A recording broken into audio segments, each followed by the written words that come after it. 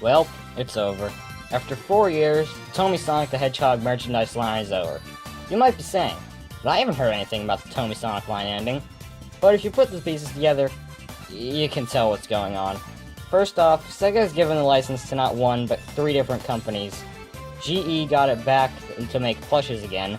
Diamond Select Toys now makes statues and figures, and Jakks Pacific is the new master toy partner for Sonic. Second, TOMY's lineup for last year was great, if it was actually released. Yeah, so TOMY were going to make almost double of what they actually released in the catalog, but almost all of it was cancelled, so we never got figures of Amy, Eggman, Shadow, or more mainline characters. Finally, TOMY's 2019 catalog has shown off. Wait, hold on. Can you guess how many new products were in the 2019 catalog? 1. Yeah, 1. And it's just a cancelled 12-inch Knuckles Plus from 2018. So yeah, TOMY's dead. So I thought it'd be cool to do a sort of like a complete retrospective of the TOMY Sonic line.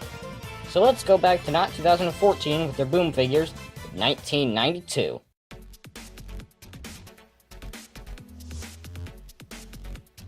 Since Sonic was so popular in the early 90s, a lot of companies actually had the Sonic license. One of those was good old TOMY.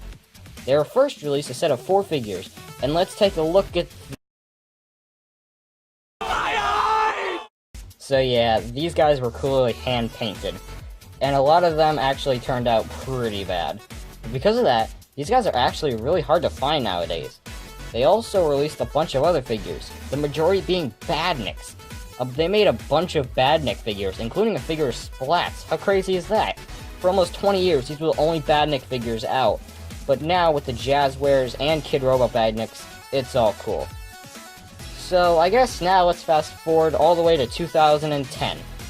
Sonic Colors was just released.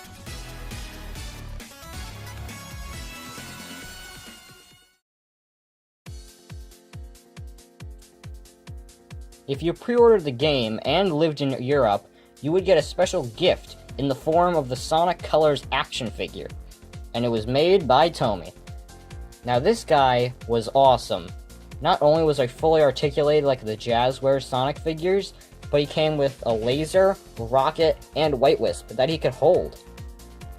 However, the quality control on this guy was horrendous. This is mainly because of the way the joints are. They were very flimsy and broke easily, so a lot of people actually got theirs broken in the package.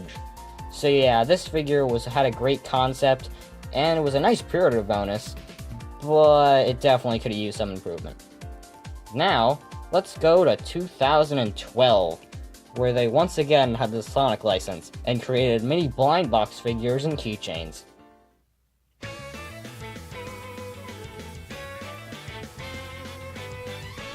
I won't go over all of them, but I will go over these. These were blind box gotcha figures. These were the main figures that they were released. The set contains 6. Sonic, Knuckles, Shadow rocking some really nice black shoes, Metal Sonic, Super Sonic, and the Werehog. It's so weird that they actually made a figure of the Werehog, but given the time frame, it makes a lot of sense actually. These guys are actually really great just as cheap little figures of Sonic and the gang. Be warned. There are many bootlegs of these figures, and given the way they're made, with barely any real quality control at all, they're almost identical. So make sure yours is official before buying, like having its original packaging or something like that. I feel like no one ever appreciates these tiny boys, and I think that's sad because they're actually pretty nice. So I guess let's now go to 2014.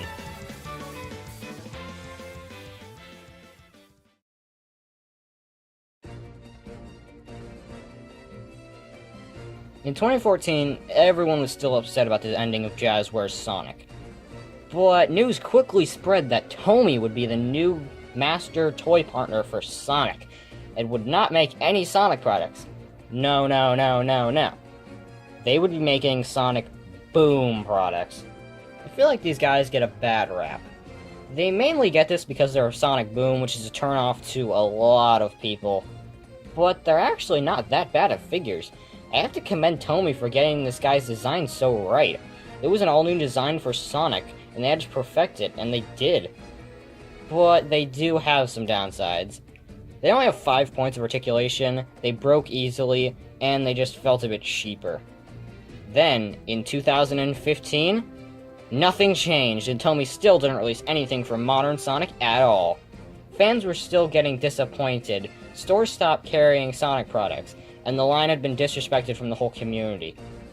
But, for Sonic's 25th anniversary in 2016, TOMY released the figure and plush lines of Sonic, Tails, Knuckles, and a plush for Eggman. These guys were great, and still are, but there was still no modern Sonic. But then, in late 2016, the TOMY 2017 catalog dropped, showing that modern Sonic, Knuckles, Tails, and Metal Sonic would be released in comic packs next year with their classic counterparts. The first two were released in July of that year, but the other two had to be delayed due to the Sonic comic line by Archie ending. Then, the 2018 catalog came out and brings us back to the start. I feel like TOMY made the simple mistake of not thinking about the long term. If they started producing modern and classic Sonic in 2015, stores would carry more Sonic products. Fans would respect them more, and who knows, they might have even had to get the license longer. Yeah, it's just speculation though. I just think TOMY deserves more respect, because they've been in the Sonic scene for over 27 years. And here's to TOMY Sonic, and what has yet to come.